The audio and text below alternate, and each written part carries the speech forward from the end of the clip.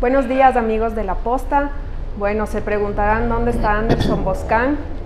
Ahora está en la banca, está calentando. Bueno, mi nombre es Jenny Navarro, les acompaño el día de hoy. Antes de empezar, bueno, me gustaría agradecer a Anderson Boscan por la oportunidad, por brindarme este espacio. Les voy a acompañar un par de veces al mes y obviamente a Luis Eduardo Vivanco por apoyar este nuevo reto y esta idea loca de Anderson. Bueno, vamos a empezar con las noticias más importantes.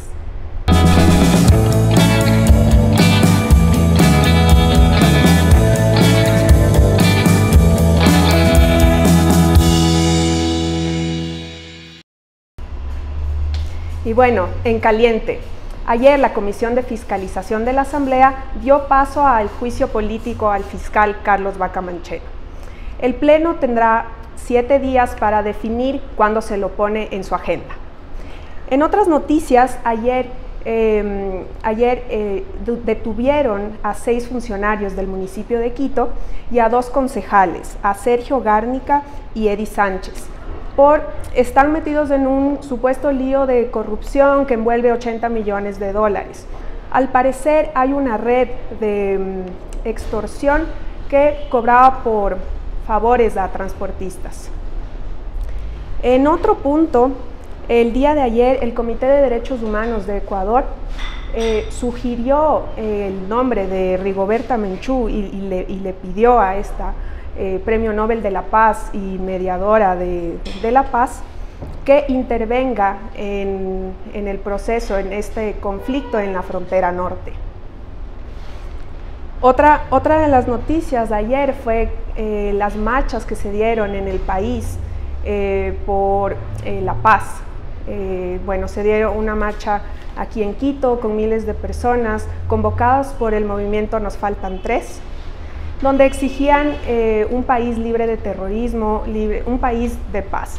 Esta marcha fue convocada por familiares, amigos, colegas del equipo periodístico del Comercio asesinado en la frontera la semana pasada. Bueno, esto es por el momento las noticias de hoy y vamos a la entrevista con una invitada muy especial.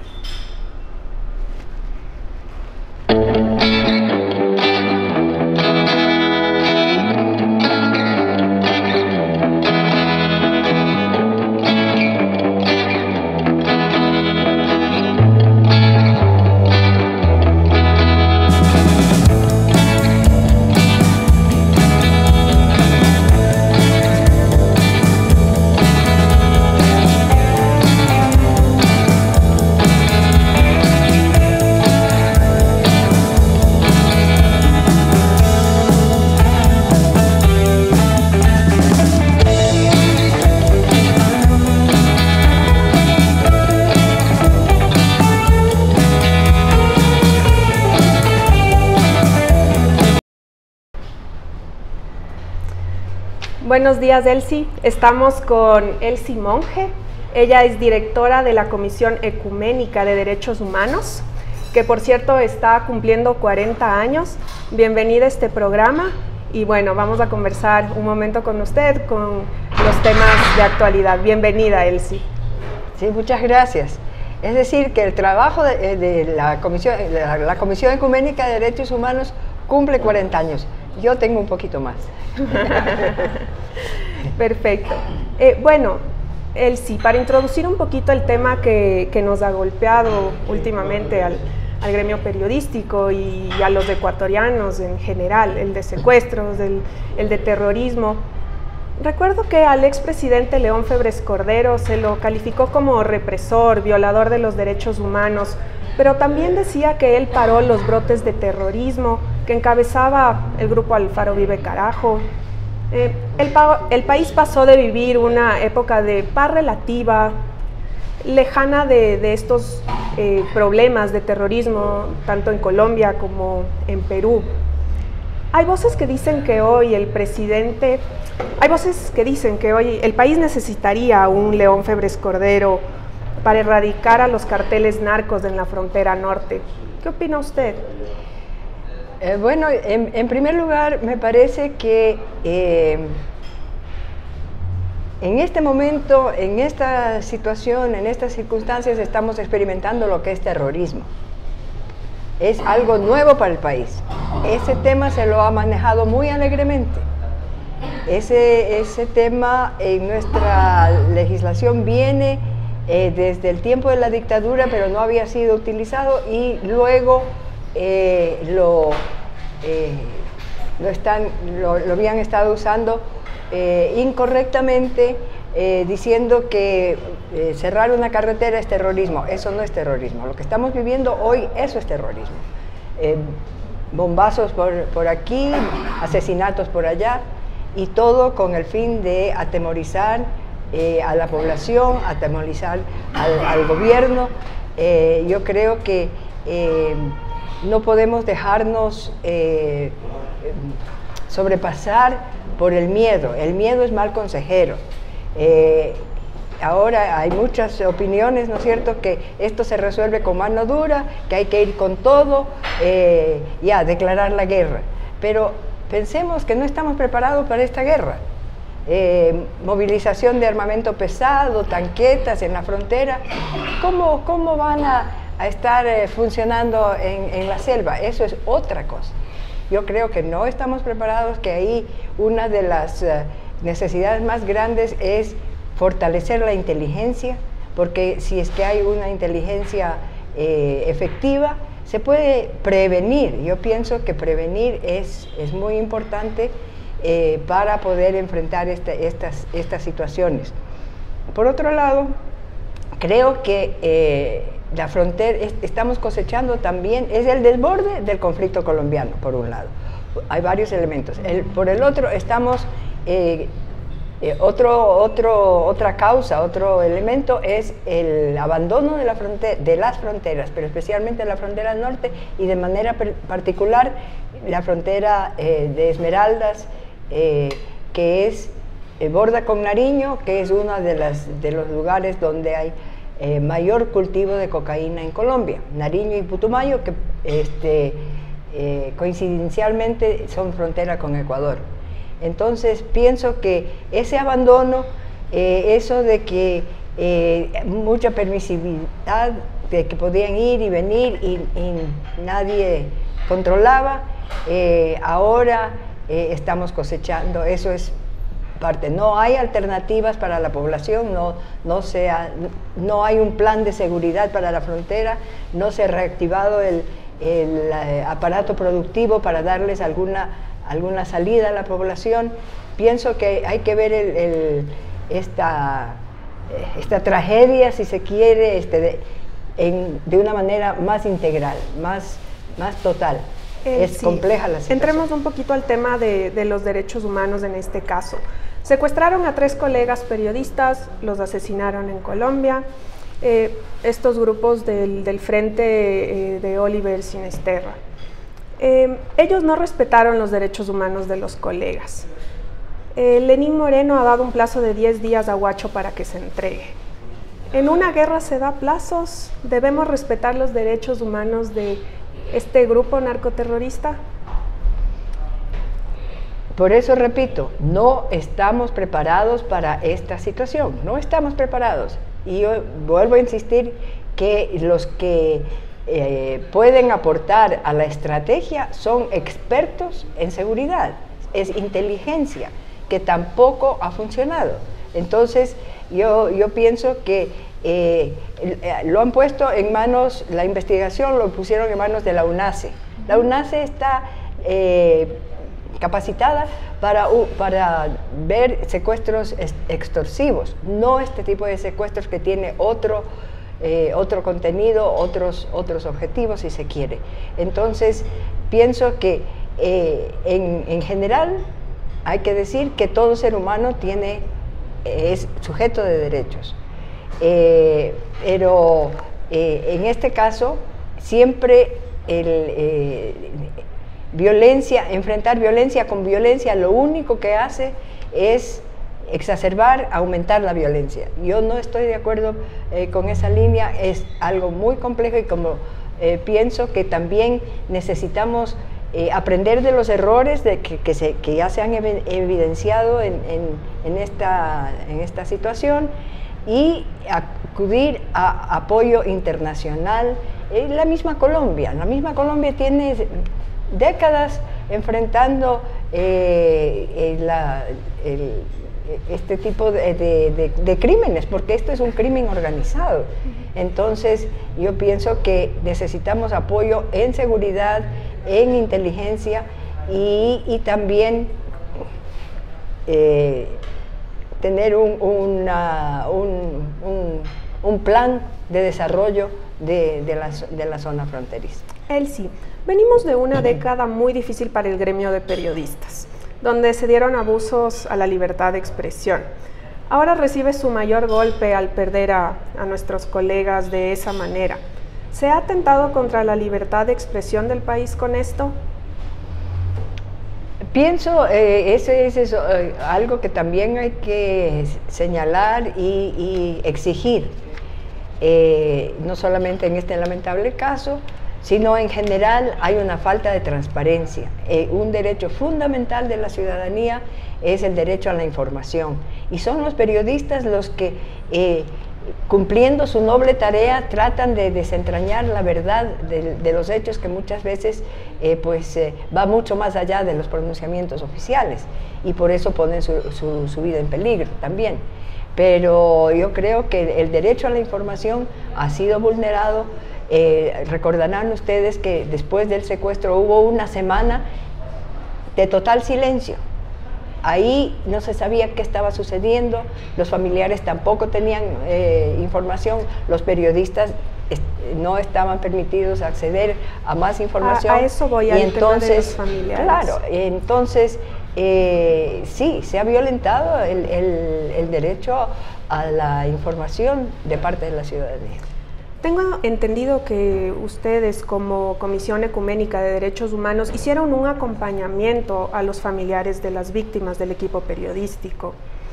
Tengo entendido, ustedes fueron en conjunto con otras instituciones los que publicaron antes del nombre del fotoperiodista Paul Rivas con autorización de su familia, porque al comienzo no se quiso revelar los nombres de ellos. Me gustaría saber cómo fue ese acompañamiento a las familias y por qué el Estado no dio ese acompañamiento. Repito, esta es una situación que, digamos, para la cual no estábamos preparados y seguimos necesitando aprender mucho más de cómo prevenir y cómo enfrentar este proceder que es nuevo para nuestro país.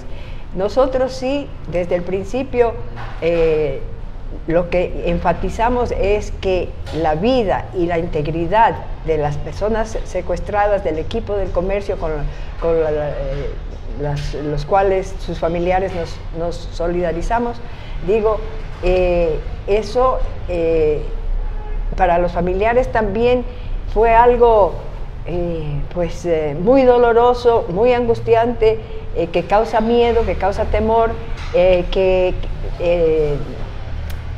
angustia, desesperación, no saber qué hacer. Entonces ahí también nosotros pudimos estarles acompañando para ver qué es lo que deberían. Otra de las propuestas nuestras es que toda esta negociación la familia debería estar al centro de manejar esto, porque si, por ejemplo, la negociación hubiera sido con la familia, el Estado tenía una posición más, no sé si de fuerza, pero de más independencia, y podría actuar de otra manera. Entonces, yo creo que también nos preguntaban, bueno, ¿y qué de la ayuda internacional? Por eso nosotros desde el principio sugerimos que se tome contacto con la Cruz Roja Internacional, que también son expertos en este tipo de situaciones, para que precisamente ellos tienen una labor humanitaria y que puedan ayudar a garantizar la vida y la integridad de estas personas. No se logró en el inicio y ahora se está, ya la Cruz Roja ha aceptado participar en las gestiones para la entrega de los cadáveres. Espero que por lo menos eso logre los familiares, porque ya es exacerbar el dolor que ni siquiera puedan tener los restos de sus seres queridos para darles sepultura y tener un referente, alguna manera de tener contacto con ellos. El presidente Moreno dijo que quiso negociar en el caso de los periodistas. Ahora tenemos un nuevo caso de secuestrados, están Oscar y Katy también, y escuché al presidente de la República decir que en este caso ya no va a negociar. ¿Pone en primer plano ahora la seguridad del país y en riesgo la vida de estas personas? ¿Qué hacer en este caso? Nuevamente, yo creo que la manera como se ha actuado no ha sido la mejor, no ha sido la correcta. Por ejemplo, esto de poner plazos. Eso en este contexto no tiene mayor sentido. No lo toman en cuenta, ya se ha visto. La UNACE, esto de que no se publiquen los nombres, eso quizás en un secuestro extorsivo, pero en este tipo de secuestros, al contrario, publicar los nombres era protección. Para que los secuestradores tomen en cuenta el costo de este acto frente a la ciudadanía, porque los periodistas son un elemento clave de la democracia, si existe, pero sí estamos viendo, ¿no es cierto? Todo el país se ha levantado a exigir que esto no continúe, pero a los que les toca ver la manera de enfrentarlo es a los expertos que deberían de estar apoyando a Ecuador, porque esto del narcotráfico no es cuestión de Huacho, no es cuestión de solamente Ecuador, como al principio se decía, bueno, ese es el problema de Ecuador, vean ustedes. No, esto es parte de todo un sistema, de toda una empresa multinacional, que es el tráfico. Entonces, digo, ahí necesitamos ayuda de expertos en seguridad, en inteligencia. Para mí es lo más importante. Hasta ayer han existido 24 vigilias en la Plaza Grande. Esto nació como una iniciativa de familiares, de colegas, de amigos del equipo del comercio secuestrado. Usted acompañó a los familiares de los hermanos Restrepo en el mismo lugar. ¿Qué tan importante es la asociación y la lucha por una causa de estas? Ese es el principal y el más efectivo recurso que tiene la ciudadanía. Yo creo que no podemos ser indiferentes ante este flagelo. Hoy son ellos, mañana puede ser usted, puedo ser yo, puede ser cualquiera. Es decir, que es problema de todos, no es problema de un grupo, no es problema solamente de los periodistas, es problema de la ciudadanía, y la ciudadanía tiene una fuerza para exigir una actuación consecuente, una actuación eficaz, y también yo creo otro aspecto que no se toca es que esto es una pirámide. A lo que se afecta, a lo que se enfrenta es a la base.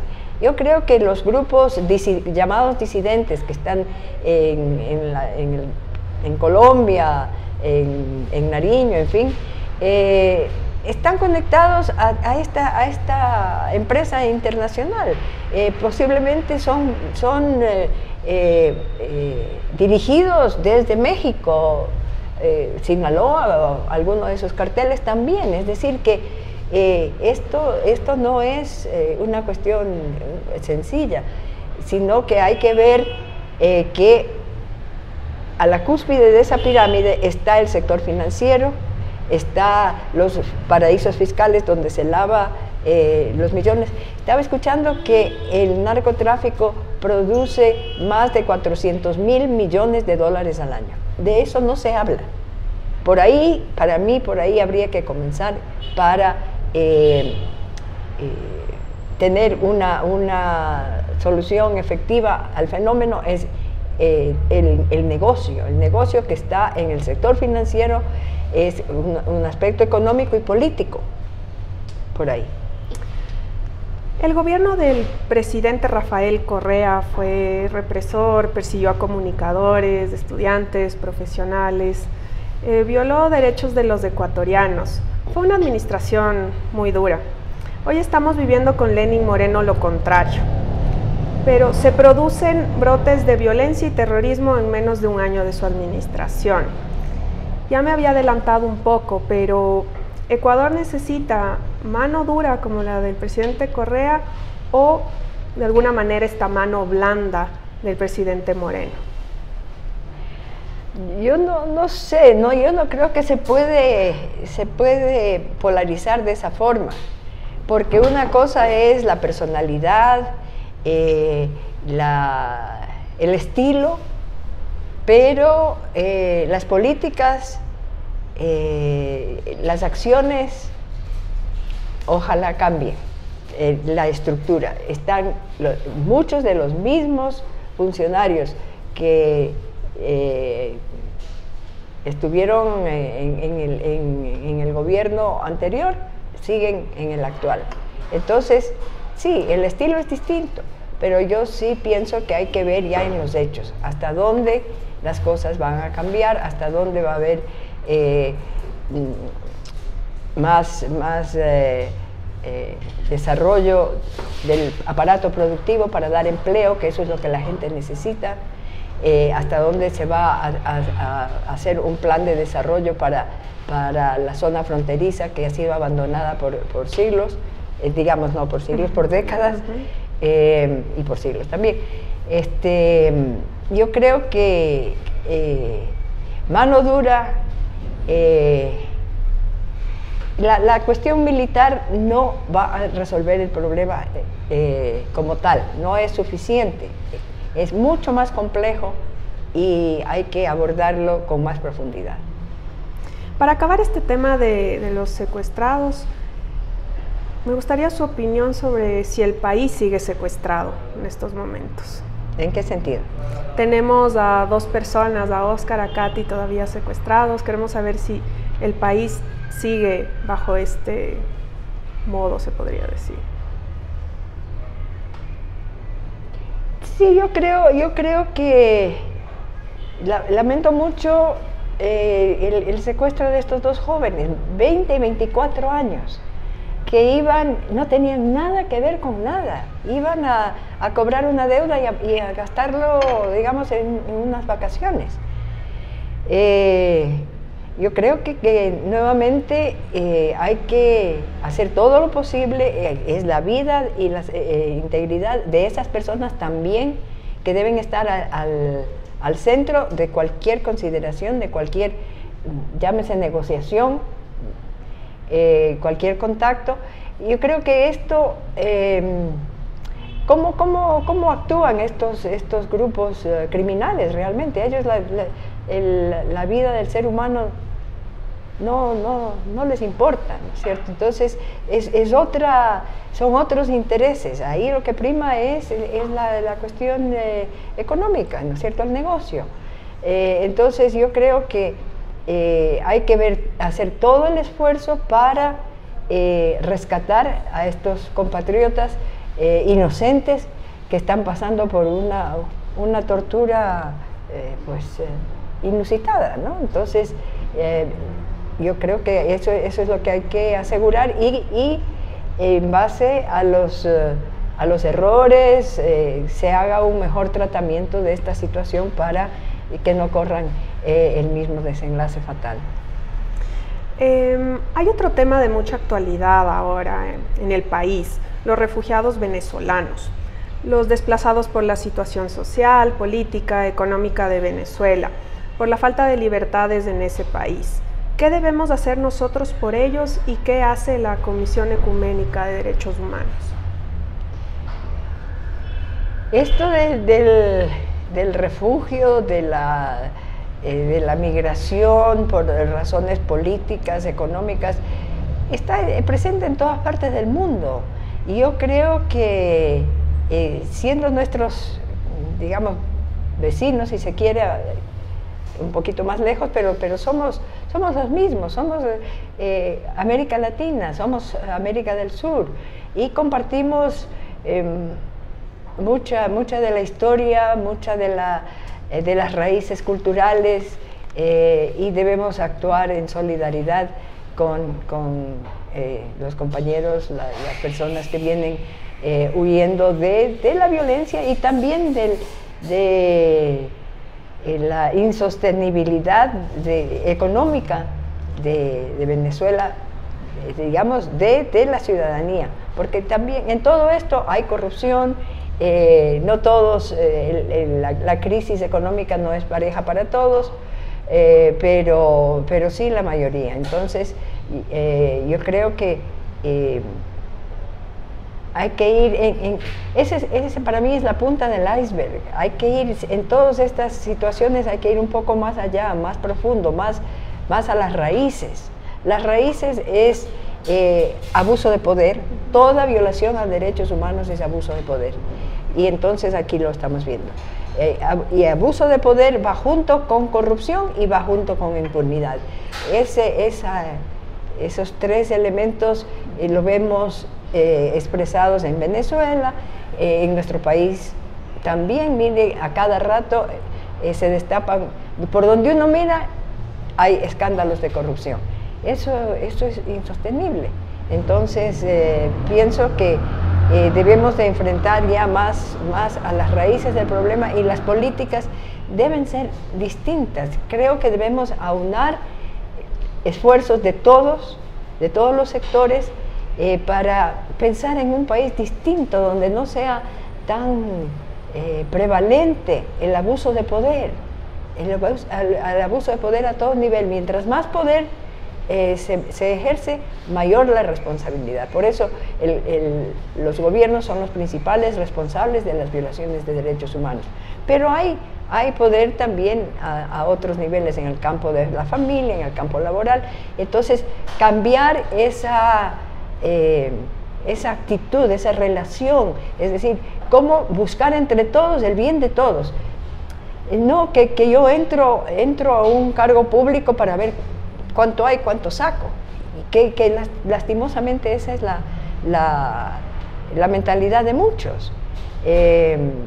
Yo creo que hay hombres probos, pero muchas veces por deterioro, si se quiere llamar, de la acción política, y eso como que está contaminado. Yo no me quiero meter en ese campo tan pantanoso, y entonces no contribuyo. Algo hay que hacer también, de buscar hombres, mujeres que tengan otra mentalidad, pero eso lo construimos entre todos, y es tarea de todos, de un cambio de mentalidad que conlleve a un cambio de modelo, a un cambio de estructura. Le agradezco mucho, Elsie, por haber estado aquí, y bueno, siempre está bienvenida, este es su casa. Muchas gracias. Gracias también. Ahora vamos con el punto final.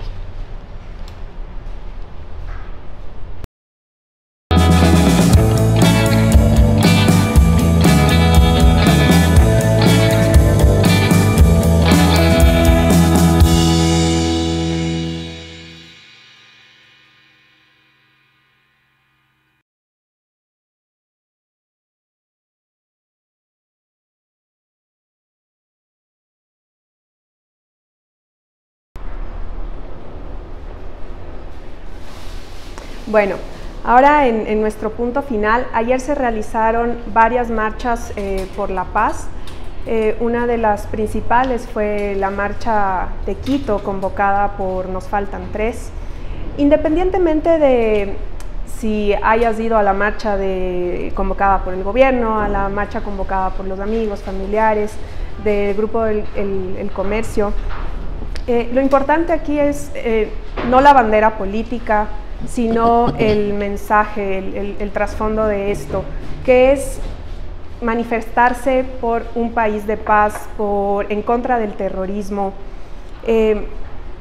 porque estas personas que ahora están secuestradas regresen con vida, Oscar, Katy, y también por la memoria de los colegas periodistas, Paul, Javier, Efraín, que ya no están, al igual que los 4 militares que también cayeron en estos, en estos actos terroristas.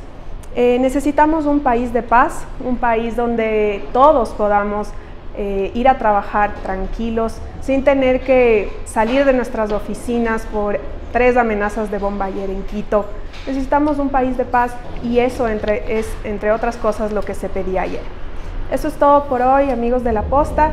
Seguiré acompañándoles en un próximo programa. Muchas gracias.